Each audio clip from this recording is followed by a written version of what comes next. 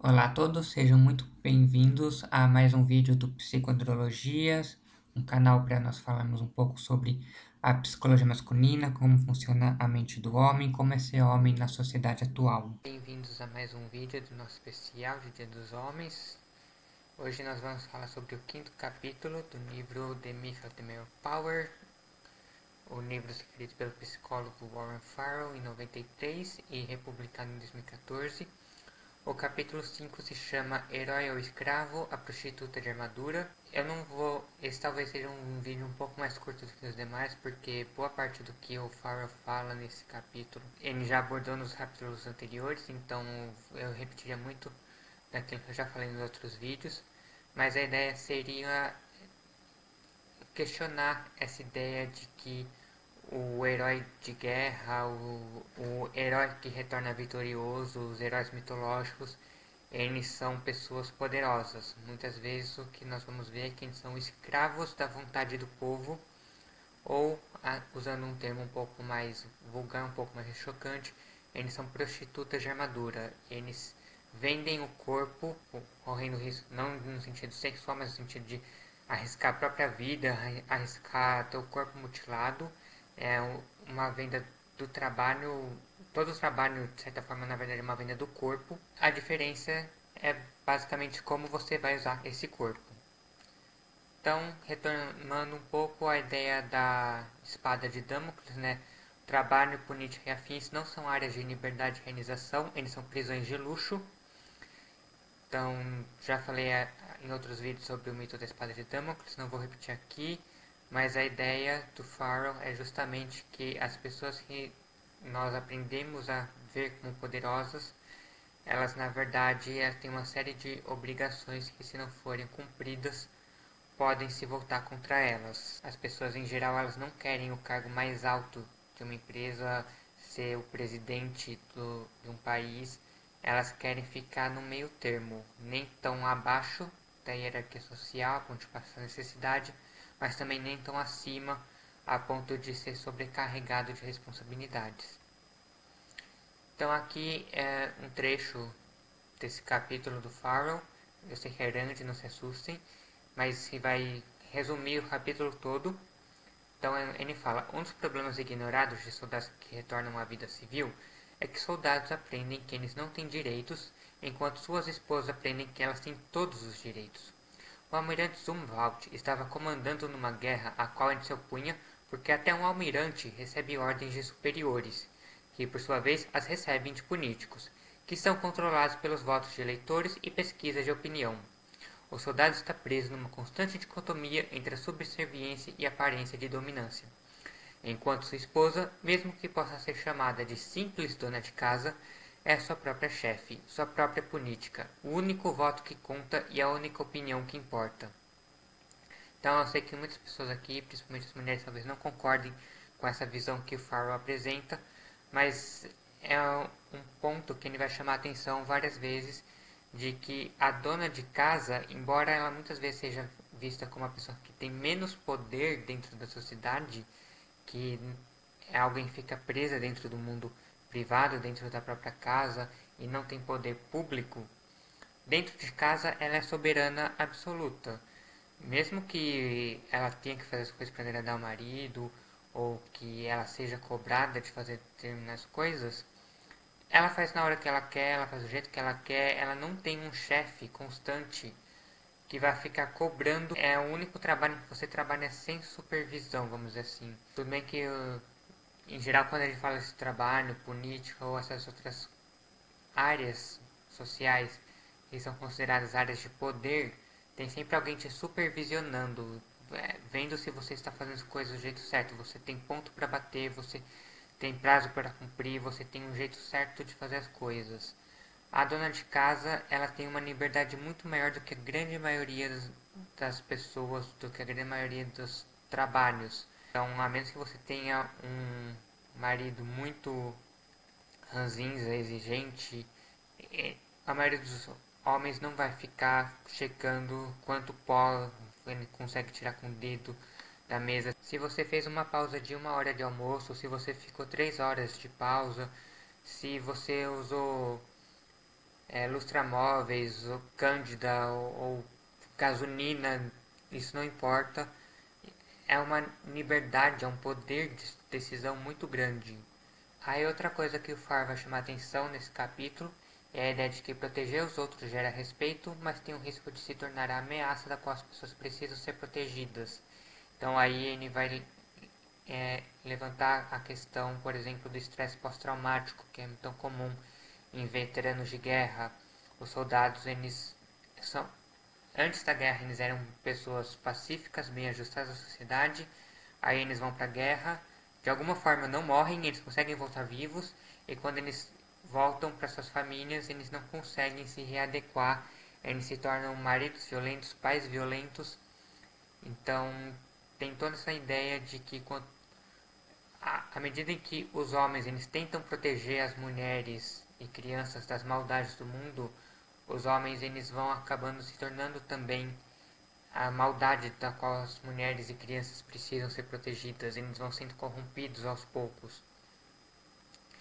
Então não adianta a gente falar em equidade, em direitos para as mulheres, em libertação feminina, sem a gente falar também de equidade para os homens, direitos dos homens, ou libertação masculina dos papéis relacionados à proteção, à segurança, à provisão, que na verdade também é uma forma de segurança, de proteção, não necessariamente física, mas sim material, que também vai fazer com que alguns homens eles se desajustem, eles podem acabar ficando ambiciosos demais, avarentos demais, e nisso eles começam a mentir, a manipular.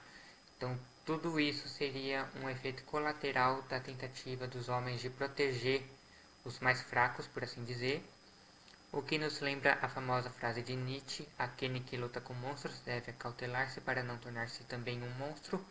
Quando se olha muito tempo para um abismo, o abismo olha para você.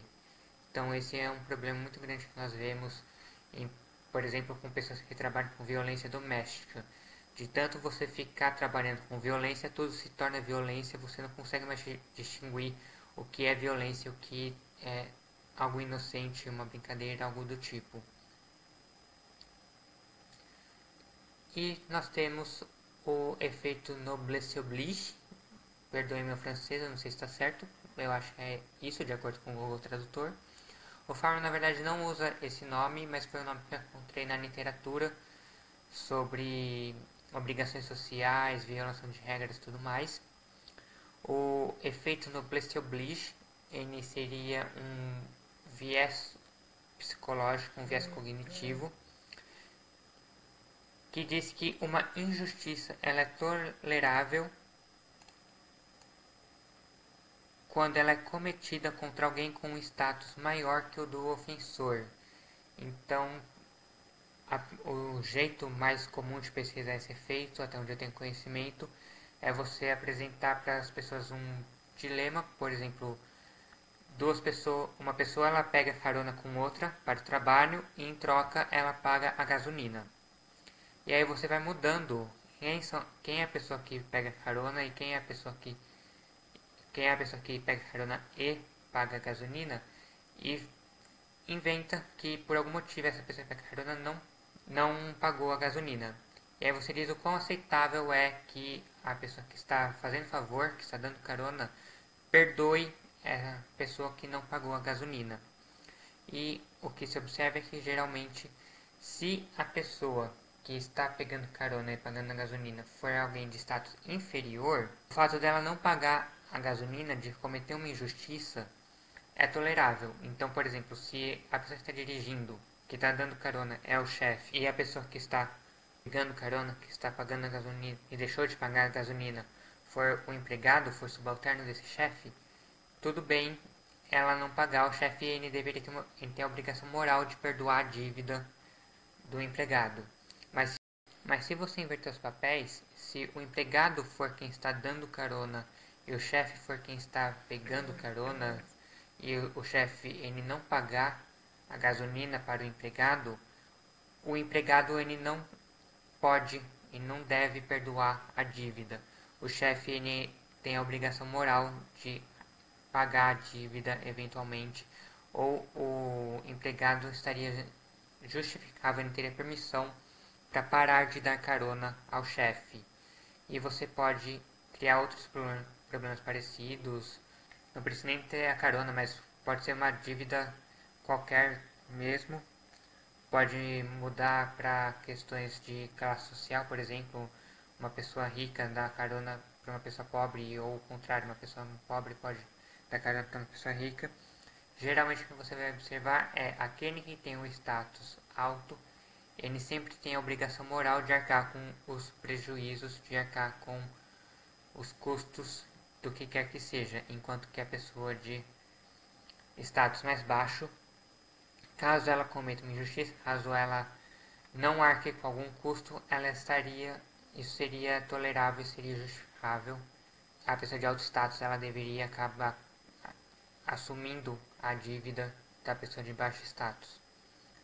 Então, por isso que a gente chama de noblesse oblige, que literalmente significa nobreza obriga. Aparentemente era uma expressão que surgiu na França, por isso o termo seria francês, mas que se acabou espalhando para outras regiões do mundo, para outros idiomas.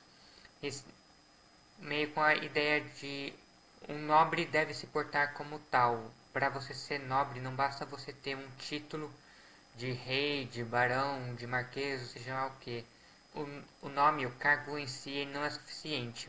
Existe um código de conduta que deve ser arcado com isso, que deve acompanhar esse nome. E o dicionário de inglês de Oxford, pelo que diz a internet, eu não tenho o dicionário aqui comigo, então não consegui confirmar se é isso ou não, mas de acordo com o que está na internet, o dicionário de inglês de Oxford diz que uma das possíveis significados da expressão noblesse oblige é que o privilégio implica em responsabilidade. Então o termo ele foi originalmente usado com a ideia de que os nobres, a nobreza, ela tinha sim privilégios, eles moravam em castelos, eles tinham banquetes de luxo, eles cobravam impostos aos camponeses, comiam melhor, tinham uma vida melhor, mas isso não vinha de graça, eles tinham um custo com isso. Eles tinham que proteger os aldeões, os plebeus, em caso de guerra, em caso de invasões. No caso, se a gente for pensar na política hoje em dia, os políticos eles teriam direito a ter os salários que eles têm, ou a terem vidas de luxo menores do que da maioria da população, se eles arcarem com as responsabilidades de planejarem e colocar em prática uma melhoria das condições de saúde, de educação. Então, teria o nome noblesse oblige, ele teria esse sentido, né? Você tem privilégios, mas ele tem um custo. E eu acho, eu acho que, embora o Farrell não tenha usado esse termo, ele não tenha mencionado o noblesse oblige em nenhum momento no texto, eu acho que essa é a mensagem que ele quer dar nesse capítulo.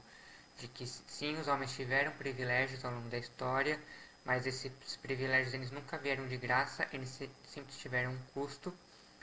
E hoje isso está sendo usado contra os homens, para dizer de que porque os homens eles têm ou tiveram privilégios, é tolerável que injustiças sejam cometidas contra eles.